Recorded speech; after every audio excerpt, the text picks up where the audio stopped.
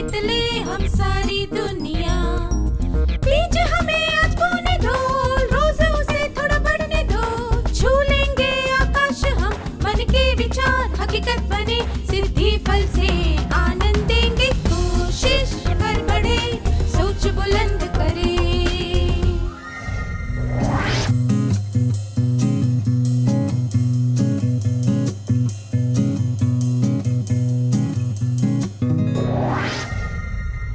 नमस्ते छात्रों, आप कैसे हैं? क्या आप काम करते समय महत्वपूर्ण और अविलंब्य कार्यों पर सबसे पहले ध्यान दे रहे हैं? अच्छी बात है। क्या अब हम एक क्रियाकलाप करें? इसके लिए आपको 2 टीमें बनानी हैं, टीम अ और टीम ब। आपको इन 2 चीजों के परिणाम के बारे में चर्चा करनी है। टीम अ, अगर कमल को तुरंत अस्पताल न ले जाया जाता तो क्या होता? टीम ब, अगर कपिला अच्छी तरह खेल का अभ्यास न करती तो क्या होता? क्या आप आपस में चर्चा करने के बाद इसके परिणामों की सूची बनाएंगे?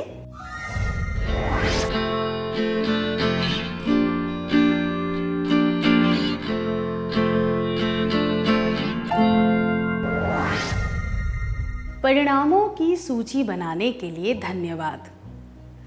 अगर कमल को तुरंत अस्पताल न ले जाया जाता तो उसके घाव और गहरे हो सकते थे। उसका बहुत खून बह सकता था। घाव ठीक होने में ज्यादा समय लग सकता था। गहरी चोट लगने के कारण कमल को कुछ समय के लिए कबड्डी खेलना छोड़ना पड़ सकता था।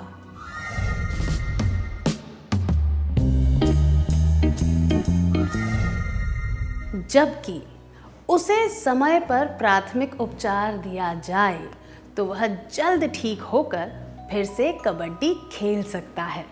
दूसरे शब्दों में कहें तो समय गंवाए बिना महत्वपूर्ण और अविलंब्य कार्य किए जाएं तो हम नकारात्मक परिणामों से बच सकते हैं। अगर कपिला अपने खेल के लिए पूरी तैयारी नहीं करती तो क्या होता? अगर कपिला पूरी तैयारी नहीं करती तो वह खेल की बारीकियां कभी नहीं समझ पाती। वह कुछ मौके गंवा देती। उसकी योग्यताएं निखर नहीं पाती। उसका हुनर पूरी तरह काम नहीं आता। वह उच्च स्तर की खिलाड़ी नहीं बन पाती।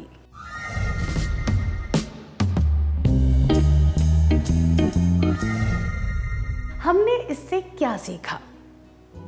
हमें ऐसे कार्य का भी महत्व समझना चाहिए जो अविलंब्य नहीं होता है। ऐसे कार्यों के लिए हमें लक्ष्य बनाना चाहिए और एक एक कदम भरकर उस लक्ष्य को प्राप्त करना चाहिए। क्या अब हम कुमार के बारे में सुने? कुमार 11वीं कक्षा में पढ़ता है। उसे टीवी देखने का बहुत शौक है। स्कूल से घर आने के बाद वह टीवी देखने बैठ जाता है और लगातार कोई ना कोई कार्यक्रम देखता रहता है। 2 दिनों के बाद उसकी विज्ञान की प्रायोगिक परीक्षा शुरू होने वाली है। शिक्षक ने विद्यार्थियों से कहा था कि वे नियमित रूप से अपनी रिकॉर्ड नोटबुक में विज्ञान के प्रयोग नोट करते रहें। कुमार ने नियमित रूप से नोटबुक में बातें दर्ज नहीं की और आखिरी दिन तक अपने काम को टालता रहा। कुमार के अलावा सब छात्रों की नोटबुकों में काम पूरा किया हुआ था। शिक्षक ने कुमार से कहा कि अगर उसने विज्ञान में किए गए सारे प्रयोगों की जानकारी नोटबुक में नहीं लिखी तो वह प्रायोगिक परीक्षा नहीं दे पाएगा। अपने आलस को कोसते हुए उसने दिन रात एक कर दिए और सारा काम 2 दिनों में पूरा किया। परीक्षा के ठीक पहले उसने अपनी नोटबुक का काम पूरा किया। उसने जल्दबाजी में यह काम किया था, इसीलिए उसने चित्र अच्छी तरह नहीं बनाए थे। इस वजह से उसे ज़्यादा अच्छे अंक नहीं मिले। कुमार की गलती क्या थी?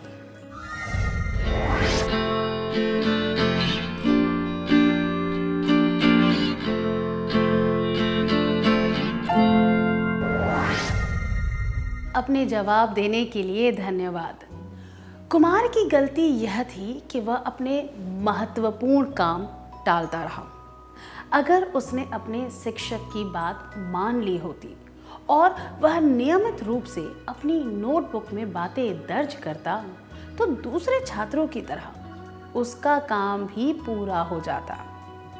उसके पास अपना काम आराम से करने के लिए 1 महीना था। अगर वह उस महीने में नियमित रूप से काम करता तो उसे अंत में जल्दबाजी से काम नहीं करना पड़ता। उसका काम अच्छी तरह पूरा हो जाता और गलतियां ना होने की वजह से उसे ज़्यादा अंक भी मिलते। तो हमें महत्वपूर्ण काम समय रहते हुए पूरे कर देने चाहिए ताकि वे काम अविलंब होने से पहले ही पूरे हो जाएं। क्या हम अब एक क्रियाकलाप करें? क्या आप भी कभी ऐसी परिस्थिति से गुजरे हैं? क्या आप इसके बारे में अपने करीबी मित्र को बताना चाहेंगे?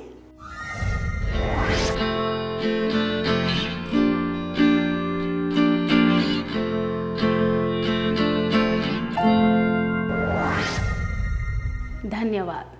हमारे पास कुछ दीर्घकालीन लक्ष्य हैं, जैसे कि वार्षिक परीक्षा में अच्छे अंक लाना, अच्छी कंपनी में नौकरी मिलना, नई योग्यता सीखना इत्यादि।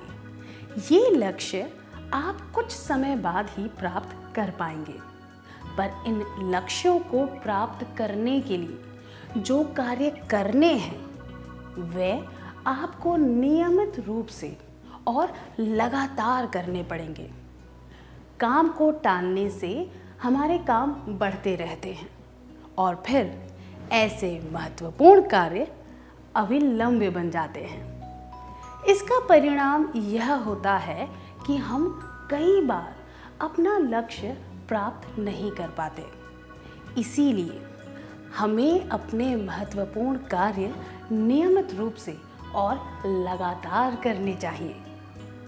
क्या हम एक और उदाहरण लें? आपके घर पर अचानक कुछ मेहमान आ गए हैं। आप खाना बनाने के लिए सब्जियां लेने जा रहे हैं और तभी टेलीफोन की घंटी बजती है। आपके दोस्त ने अपने वार्षिक उत्सव की एक रोचक घटना के बारे में बताने के लिए फ़ोन किया है। आप क्या करेंगे? क्या आप दोनों इस दृश्य का अभिनय करके दिखा सकते हैं?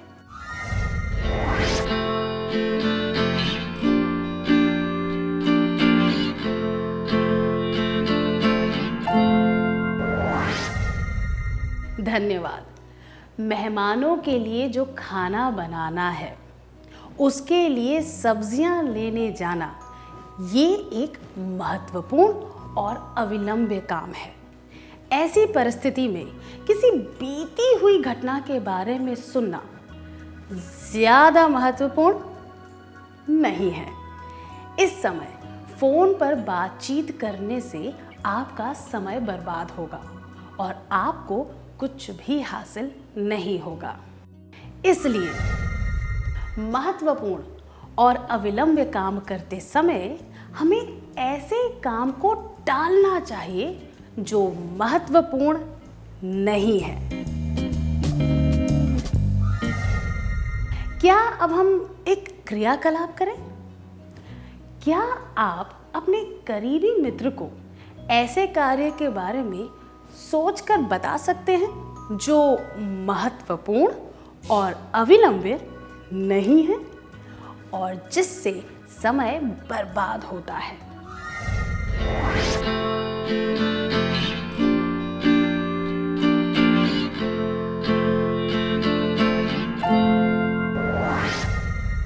धन्यवाद। मुझे आशा है कि अब आप उचित कार्य को प्राथमिकता देना सीख जाएंगे। जैसे कि हमने इस सत्र की शुरुआत में कहा था, अगर आपके पास एक दिन के लिए 1440 रुपए होते और आपसे उन रुपयों को खर्च करने का हिसाब मांगा जाता, तो आप बहुत सोच समझकर पैसे खर्च करते, है ना? इसी तरह हमारे पास एक दिन में 1440 मिनट होते हैं। हमें सोच समझकर समय खर्च करना चाहिए। हमें महत्वपूर्ण और अविलंबे कामों को महत्व देना चाहिए। जो काम महत्वपूर्ण होते हैं पर अविलंबे नहीं होते, वे हमें नियमित रूप से करने चाहिए। जो काम महत्वपूर्ण नहीं होते और अविलंबे भी नहीं होते, वे हमें बिल्कुल नहीं करने चाहिए। अपने समय का सदुपयोग करने के लिए आपको हमारी शुभकामनाएं। क्या अब हम आज के सत्र में सीखी हुई बातों का सार संक्षेप कर लें?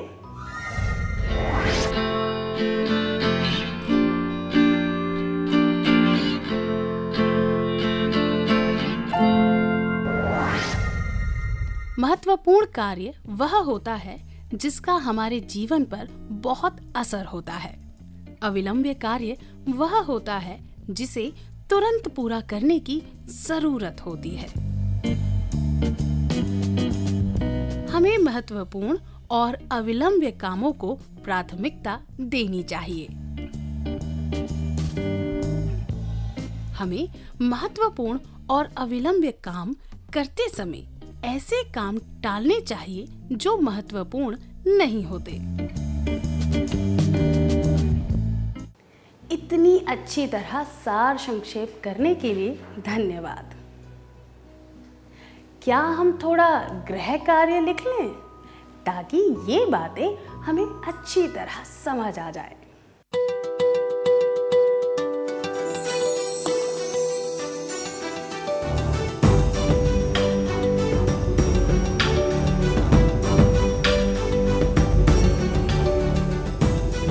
प्रश्न 1।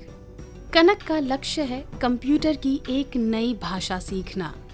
अपना लक्ष्य प्राप्त करने के लिए उसे क्या करना चाहिए? जवाब 1। जब भी समय मिले तब सीखते रहना चाहिए। 2। हमेशा कंप्यूटर के सामने बैठकर उस भाषा के बारे में पढ़ते रहना चाहिए। 3। एक समय सारणी बनानी चाहिए और उसके अनुसार व्यवस्थित रूप से लगातार सीखते रहना चाहिए। प्रश्न 2। आप एक उपन्यास पढ़ रहे हैं जो आपको शाम तक पुस्तकालय में लौटाना है। तभी आपका दोस्त आपको ऐसे ही बाहर टहलने के लिए बुलाता है। आप क्या करेंगे? जवाब 1। मैं अपने दोस्त के साथ बाहर टहलने जाऊंगा या जाऊंगी। 2। उसे कहूंगा या कहूंगी कि मैं उपन्यास पढ़ रहा या पढ़ रही हूँ, इसीलिए टहलने नहीं आ सकता या आ सकती। 3। मैं टहलने जाऊंगा या जाऊंगी और अपने साथ वह उपन्यास ले जाऊंगा या ले जाऊंगी।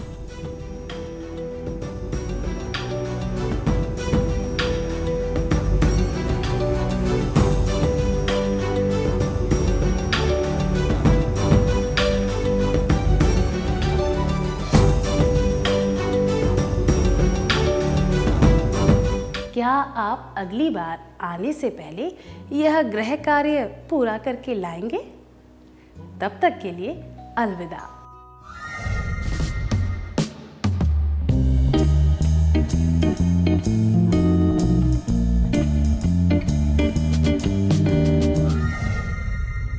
नमस्ते छात्रों, मुझे यकीन है कि आपने अपना कार्य पूरा कर लिया होगा। क्या हम उत्तर जांच लें?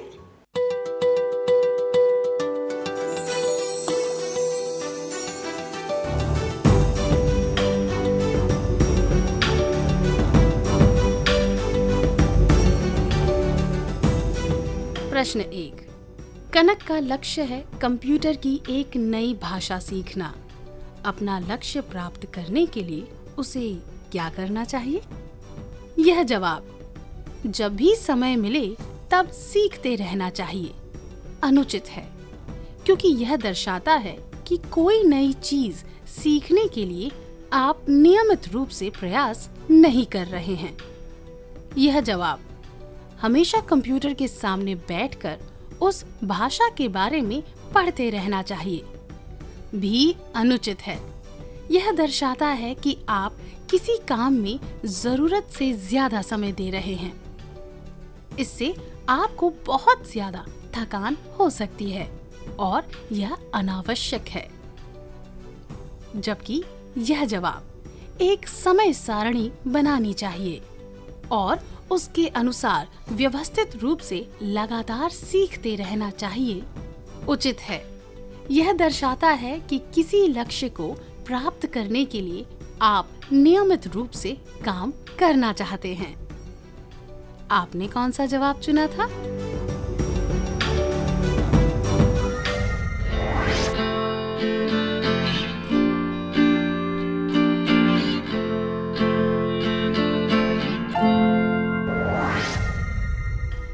प्रश्न 2। आप एक उपन्यास पढ़ रहे हैं जो आपको शाम तक पुस्तकालय में लौटाना है।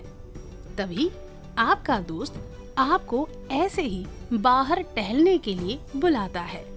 आप क्या करेंगे? ये जवाब: मैं अपने दोस्त के साथ बाहर टहलने जाऊंगा या जाऊंगी, और मैं टहलने जाऊंगा या जाऊंगी और अपने साथ उपन्यास ले जाऊंगा या ले जाऊंगी अनुचित है।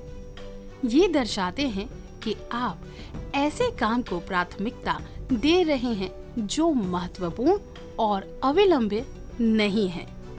जबकि यह जवाब: मैं उसे कहूंगा या कहूंगी कि मैं उपन्यास पढ़ रहा हूँ या रही हूँ, इसीलिए टहलने नहीं आ सकता या आ सकती उचित है। यह दर्शाता है कि आप किसी अविलंब्य कार्य को प्राथमिकता दे रहे हैं और ऐसे काम को टाल रहे हैं जो महत्वपूर्ण और अविलंब्य नहीं है। आपने कौन सा जवाब चुना था?